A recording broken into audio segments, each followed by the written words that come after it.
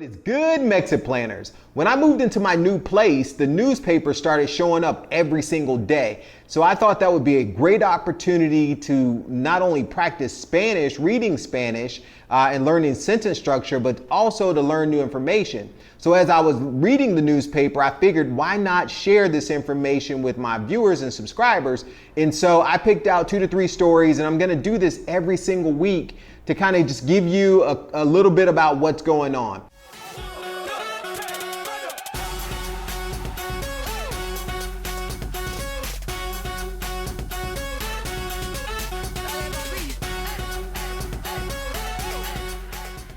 So the first story I'll share with you is that last Monday, I believe it was July 16th, a cruise ship, the first cruise ship landed in Progreso or docked in Progreso since the beginning of the pandemic. It's been over a year and a half since they've had cruise ships with passengers on it. And the first cruise ship, which was the Carnival Breeze, docked in Progreso a week ago. That is huge for the city of Progreso, as well as just the tourist economy of Progreso and the Yucatan, as well as Merida, Mexico, because we haven't had those cruise ships in a long time. And the Progreso has undergone significant changes in that time frame. They've completely cleaned up the area, removed some of the makeshift tents and tables that were there, and really made it a really nice place to visit. So if you've been to Progreso, you're gonna be in for a huge surprise when you come back. And just as a tasty tidbit, we first visited the state of Yucatan and Progreso 17 years ago. I'll put that picture in this video so you can see, but 17 years ago was my first experience with the state of Yucatan. We docked in Progreso on the Carnival Gloria, I believe it was. And we actually took a day trip into Merida, where we sat in the city center in Parque Grande, which is the Zocalo, in the friendship chairs with my sons and my daughter, and had a grand old day that day 17 years ago. So I thought it would be, I thought this was a good story to tell you about, and just to give you an idea that things are starting to pick up in terms of the economy with cruise ships returning to Progreso. So that's a good thing. The second story I want to talk to you about is that there's a new bus route that goes around Merida. So Merida has, if you're familiar with Atlanta or many of the major cities like DC, there's a 285 or 495 or some circular expressway that goes around the city. Well, Merida has a very similar thing. It's called the Periférico.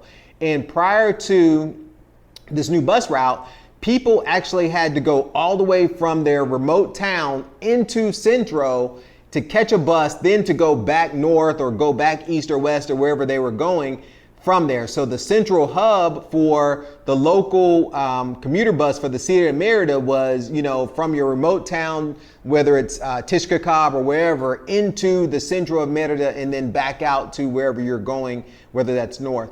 Our very first nanny that we had here in Merida, it took her over an hour to get to us because she had to come from Cholul all the way into Centro and then back up north, which it's only like a 35-minute drive from up north, but she had to go into town, into the center of the city and then back out. So with this new route, she would have been able to just take the Cholul bus around the Periférico to one of the stops up north and then catch a bus to our house. So it would have dramatically cut her commute time down every single day coming to our house. So that is a huge benefit. This route has 68 stops on it, and it's all around the Periférico. And the coolest thing that I saw in the picture of the buses is that this new bus is just that. It's a new bus, and it has bicycle racks on the front. The normal city buses around here don't actually have bicycle routes, and they're really old. So I thought that was kind of cool, is that this new commuter bus that's going around the city of Merida actually has bicycle routes and bicycle racks, because many people ride their bikes. So not only can they, take a bus to around the area that they need, but then if they wanted to, they could ride their bikes into town and not have to wait on an additional bus. So that's very cool. The last thing I'll leave you with is that August 30th or August 31st, one of those dates, not really sure which one, but the end of August is the beginning of school, and they're planning to do it in person here. They're going to now, my school that my daughter is going to go to is going to have 3 different options. There's going to be an in-person option, which we signed her up for. There's going to be a hybrid option where you go some days in person, some days not. And then the third option is going to be online, just like last year.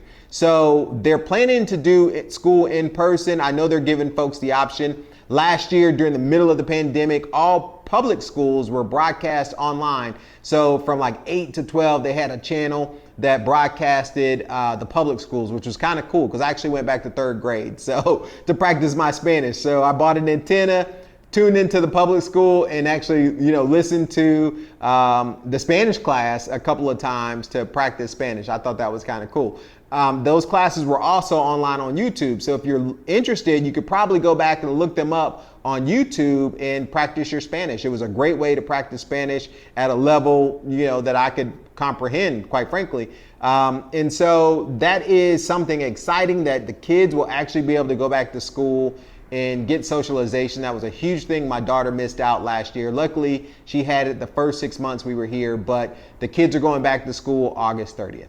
That is it for this weekly update. I hope you enjoyed this segment. And if you did, do me a favor, leave me comments below and let me know what you liked, didn't like, if we should continue to do this. I'm curious to know what you think. So leave me comments below and let me know what you think about this. If you like it, I'll do another one next week and the week after and the week after. So until next time, thank you for watching. Thank you for your time and your attention. MexitPlans Monty, I'm out.